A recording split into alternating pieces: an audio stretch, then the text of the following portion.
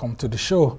A group on the platform of Concerned Catholics in Nigeria has criticized Plateau State Governor Simon Lalong over a comment credited to him as his reasons for accepting to serve as the Director General of the APC Presidential Campaign Council. The group expressed shock that the governor would elect to throw caution to the wind by dragging the Catholic Church into local politics in Nigeria. Meanwhile, Plateau State Governor Simon Lalong says he has no reason to reject his appointment as the Director General of the Presidential Campaign Council of the All Progressives Congress.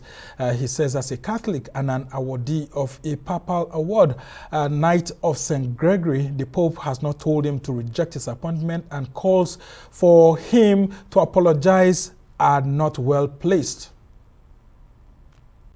We find it hard to believe that Governor Simon Lalong will find it morally convenient to drag the Pope and the entire Catholic community into the APC politics of the Muslim ticket for 2023 presidential elections. It is an act of aberrance in desperation to serve his paymasters. Hence, the despicable statement by Governor Simon Lalong in seeking the justification for his actions, which falls within his rights, but not to the detriment of the collective sensibilities of other Catholics in Nigeria and around the entire world. I came back home and Khan welcomed me at the airport. 2 days, the next day, I addressed stakeholders of Plateau State, and I told them why I am accepted. And then there was jubilation, and all of them accepted. I respect my being a Christian. I've been given the award by the Pope, the highest award. I still hold that award, the highest papal award. I want people to know. Knight of St. Gregory the Great. I have it. One day, if you want, I wear my uniform and come here. For those who are talking about, I don't even know where they are. I hold a papal knight. And as a Catholic, everything we do it and we send the advice to the Pope. The Pope has not told me that what I'm doing is bad to accept Director General.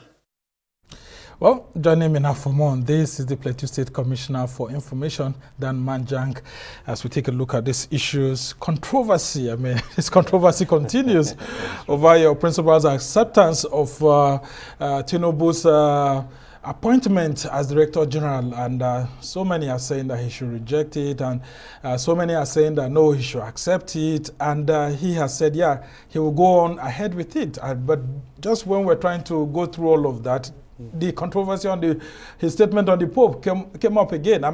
How has he been managing all of this as he warms up to lots of mudslinging that we hope to see when he eventually begins campaign for Tinubu? Yes, well, thank you very much. I must say I'm happy, I'm delighted to be here. And, that is the beauty of democracy.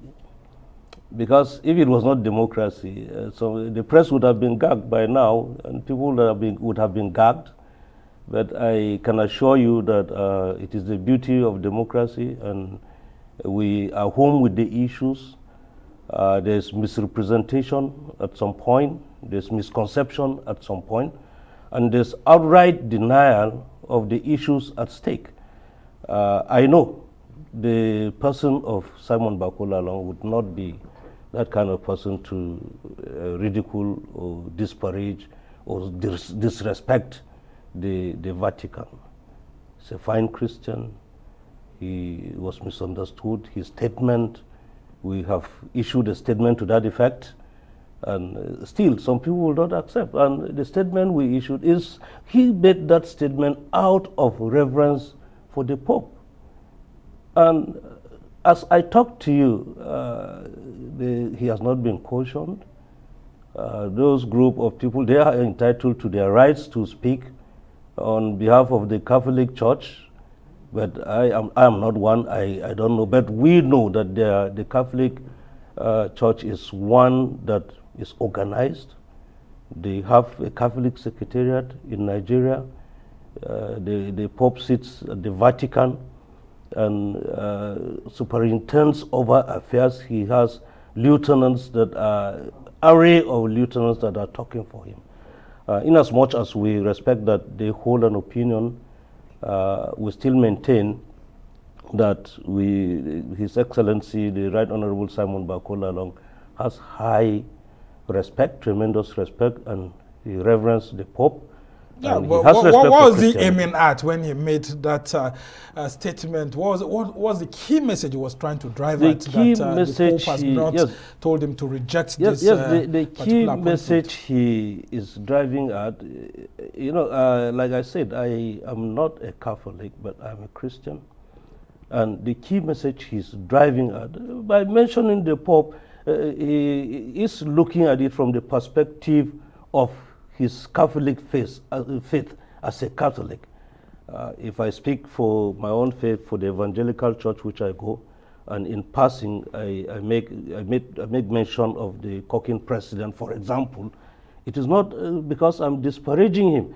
He would want to, because you see, the Pope, as a leader, as a leader of the Christians all over, of the Catholic all over the world, would not want to see division, disunity, and would respect the sensibilities of any other person. And he was trying to convey that message. It is not in any way he would have called the Pope or called any other person. Yeah, and make mention of names. Sorry to interject here. Yes. The critics are saying that Governor Lalong was trying to score a cheap political point and trying to kind of like couch his reception of the appointment from Tinubu in Christian garb so that people will no longer see or talk more about the Muslim ticket of the APC. Do you think that's what he was aiming at? Aren't they also correct to actually say that in the midst of the outcry over the APC presidential ticket? It is not true. It is not true, because the people that stood election, the primaries with Asiwaju Bola Ahmed Tinubu, were Christians. About 9 of them were Christians, and for Tinubu to have emerged, they should blame themselves for allowing Tinubu to emerge, who is a Muslim. And let me say something with all sincerity. We have already passed that stage. Yeah, and we are so surprised that the issue is refusing to go down. They wouldn't want to go because this is politics.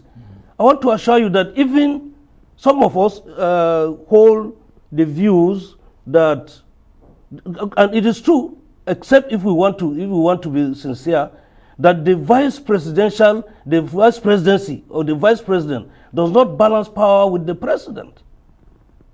Probably it is the Senate president that balances power with the president. So but the vice president is firing by putting more focus on the vice presidential because the vice president, the deputy governor, the constitutional duty that is given to them is not more than 2 sentences.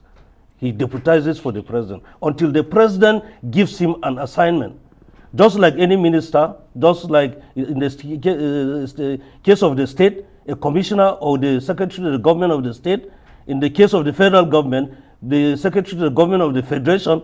And so the vice president does not balance power with the president. But of course, you know the symbolism of the office. And of course, whenever the president is not around, he is the acting president. Yes, and you know what that means. Even if you're acting as president just for one day, you know what that can cost. Unless a letter has been transmitted to you that you should act. There are people that have been vice presidents in this country not in acting capacity.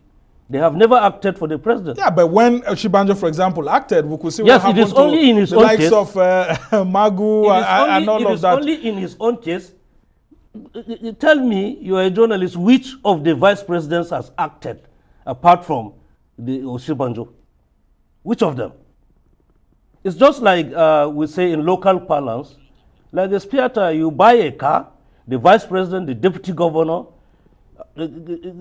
sits there until when he is needed. Yeah, and I wonder where you throw Goodluck Jonathan to, because when Umar Musa Yar'Adua wasn't in the country, President Goodluck Jonathan was given the opportunity. I don't want us to go in the midst of that controversy. Yes, I'm happy that you have said it is a controversy. I don't want us to go there. How much of the presidential powers did he have to act? Well, behind the scenes, we know, we are Nigerians, behind the scenes, the things that happen, to even to that extent that when Yarodua died, people did not want to tell Nigerians that he had died. Yeah, until the doctrine of necessity had to be brought in place. Exactly. Okay, I will ask you to hold on while we go on the short break, and when we come back, we'll continue the conversation. You're still watching the Arise interview. Stay with us as we go on the short break.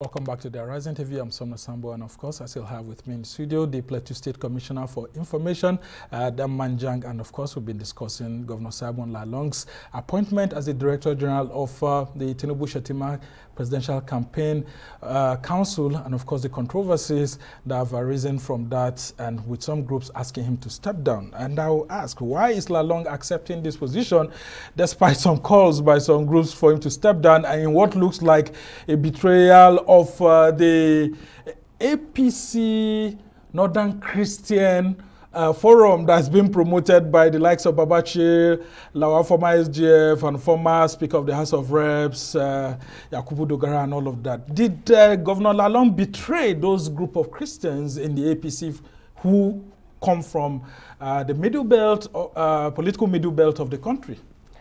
Yes, well, you know, Babachi Lawal and Yakubu Dogara, we hold them in high esteem, despite the views that they held. People that know, that have been in this political terrain, it was Babachi that was angling for Asiwaju against their Christian brothers who were looking for the presidency of Nigeria. At that point, the Christians were sleeping. They didn't look at that one. And so, you know, like I keep saying, this is politics.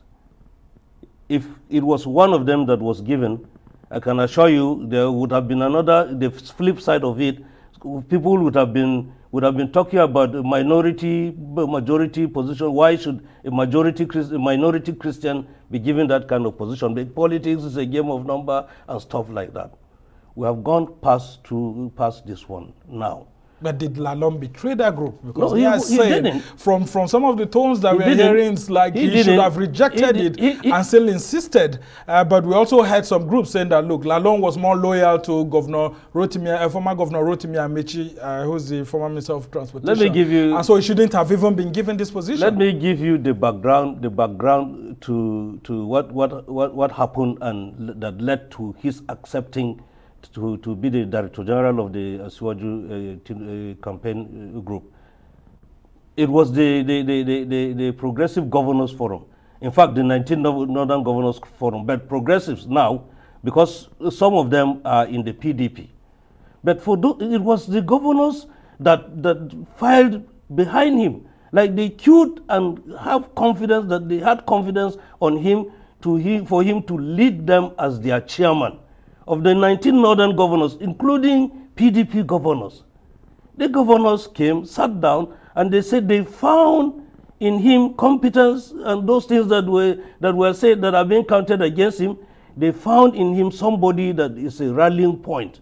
So his accepting to be the DG of Asiwaju is the will of the progressive governors. If they have not said particularly of the 19 of the northern states, if they, and I've not heard any of them saying no, we have put it in the public domain that it was as a result. He wouldn't have said no because these are his colleagues, and for him to have galvanized, for them to have a leadership in somebody like Lalong, it speaks volumes. That means they are going to work, the 14 of them or thereabout will work to make sure that the party succeeds. So now, it is not, the issue is not about Lalong. It's about the other progressive governors that have supported him to take up this. And are they willing to support him to ensure that Tinubu fully emerges as president if he wins? And I also want to ask, how much support is Governor Lalong enjoying from President Muhammadu Buhari in accepting this appointment so that he'll be able to deliver? I can tell you, if it will amount to double standard if the other governors, progressive governors, do not support him. they will support him because they are the ones that have put him at the forefront. And let me tell you, for people that do not know, Governor Lalong enjoys tremendous respect, enjoys tremendous, he has attracted a lot of projects, federal projects to the state as a result of his being in the APC, as a result of his relationship with the president. What are some of those there key are so projects many you're of them. talking about? The key ones. The key ones, we have a federal polytechnic today. We have the Federal College of Education in Panjshing has been upgraded to a university now. We are now building another federal, there's another, what that means is that there will be another Federal College of Education. We have the orthopedic hospital that has been approved for Plateau State. We have Federal Medical Center that has been approved for Plateau State to be sited in Wase. We have the North Central Law School has been approved to be sited in Plateau State. Those are the key ones. Yeah, but there are also some even appointments, which we did not enjoy in the past administration, despite the fact that they were so close with Goodluck Jonathan.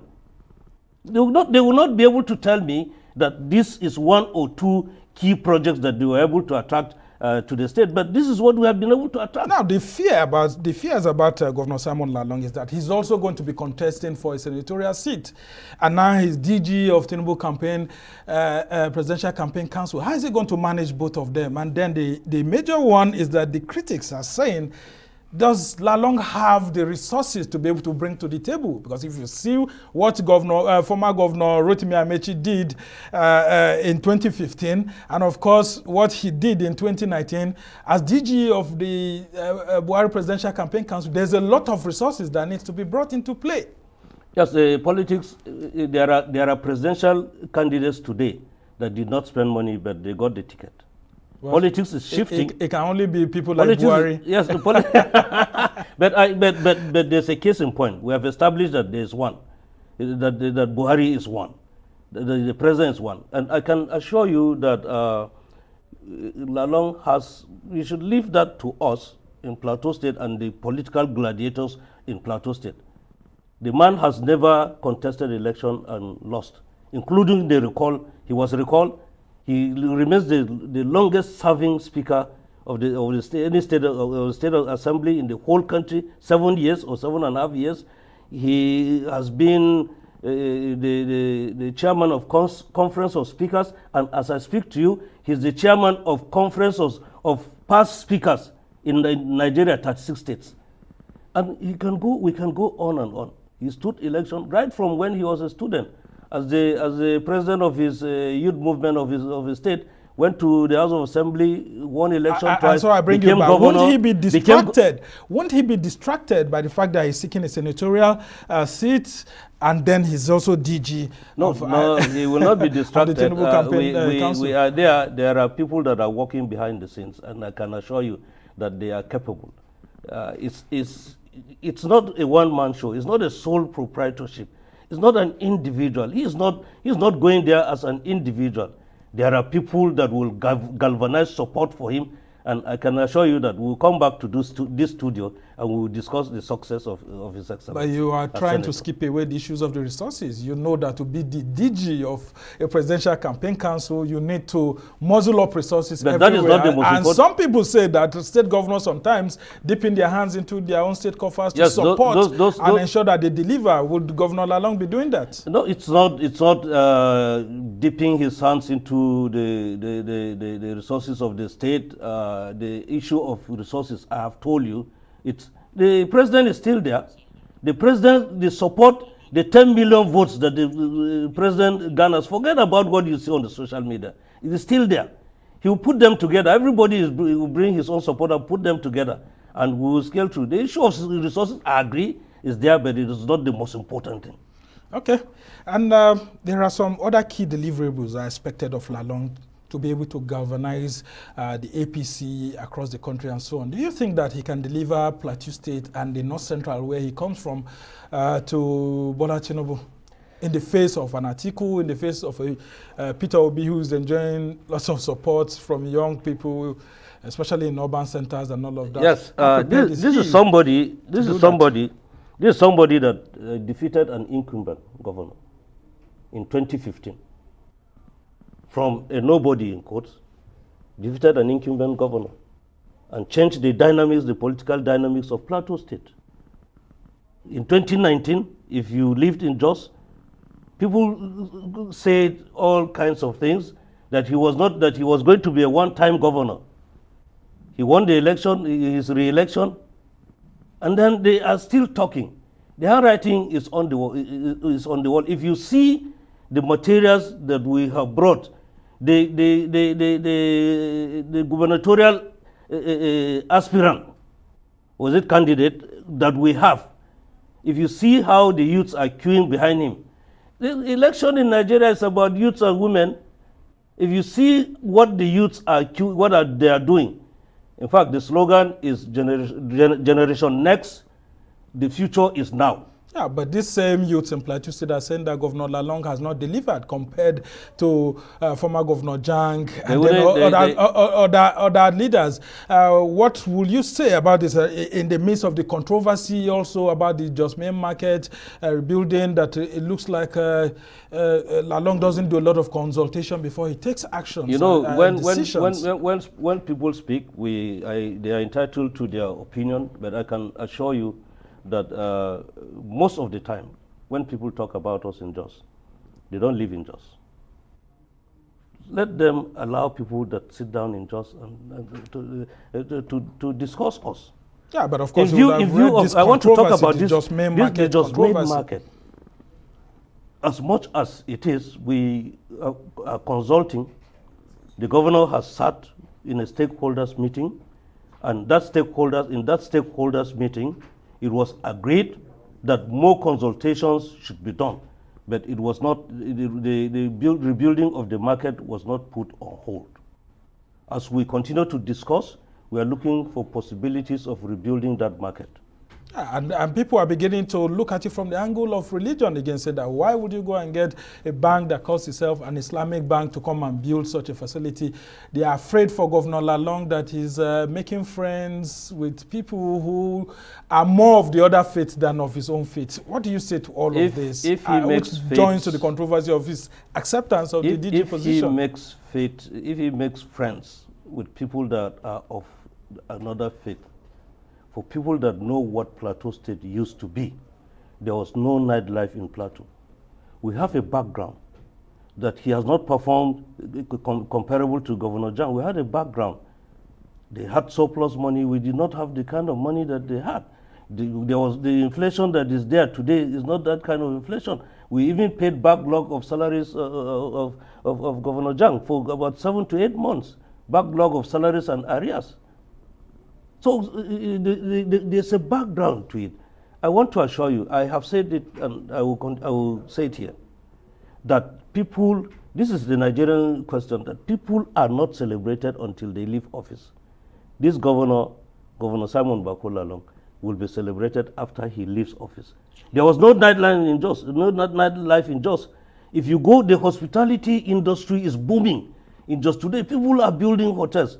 Crispin built almost 100 rooms in Jos during the governorship of Governor Lalong. Who was building what during past And quickly before we allow you to leave, talk to us about some of the peace-building measures he has been putting in place. We've been having these issues of the Irigwe versus Fulani crisis, but in recent time we've heard that he's been able to do a lot of peace accord, including that one, and the killings and all of that have all stopped.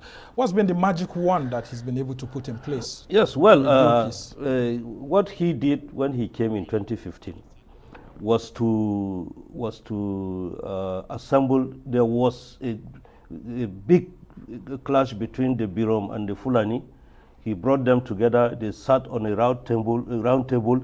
They signed a peace accord, and it worked. And it gave birth to the peace building agency, the first of its kind in the country. Kaduna has copied from us. and other people have copied. Wasn't and it has there worked. one in Kaduna after the previous killings? yeah. Well, I'm talking about Plateau State.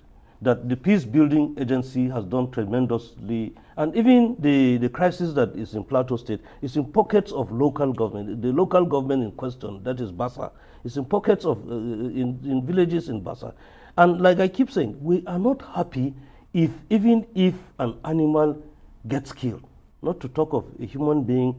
We are not rationalizing. But the most important thing is that people should live in harmony. Otherwise, all the funds that we are doing, because we are being driven by a 3-point thrust policy, all what we have outlined would not be achievable until there is peace. And we are happy. For people that know Plateau State, we have enough Nigerian force station in Kerang. We have a mobile barrack in Shandam, all as a result of his intervention, as a result of his rapport with the federal government. We have distributed Hilux vehicles and motorcycles to the security, and we continue. We have our own semblance of state police called Operation Rainbow. We have trained over 3,000 youths as police constabularies to man the 17 local governments, and they are helping in information gathering. All right. And that has helped so much. Thank you so that much. We're happy we live, we sleep without two eyes closed. In peace now, and of course, just used to be known as the city of tourism. We just hope that it will begin to wake up to that potentials as peace begins to return to Plateau State. We must thank you so much, Dan Manjang, for some of the things that you've said and helping us to understand why Governor Lalong is telling his political critics that he will continue to accept such appointments like he's been given by the Tinubu Shettima Presidential Campaign Council, and we can only wish you and your principal well ahead of the next elections. Thank you for being on our show.